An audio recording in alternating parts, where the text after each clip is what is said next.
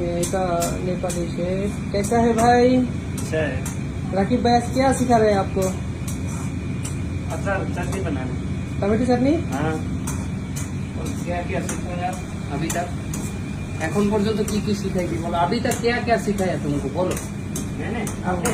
हाँ राकिब भाई ने बंगाली खाना क्या क्या सिखाया? हाँ, सब दाल सब सब कुछ। अच्छा ডাল, মাছি কারি, मछली মাটন। करी, मटन वेज करी। আসসালামু আলাইকুম দর্শক, আমি নেপালে আসার পরে আগেও একবার আসছি, এইবার আসার পরে বাংলাদেশি খাবার পাই না।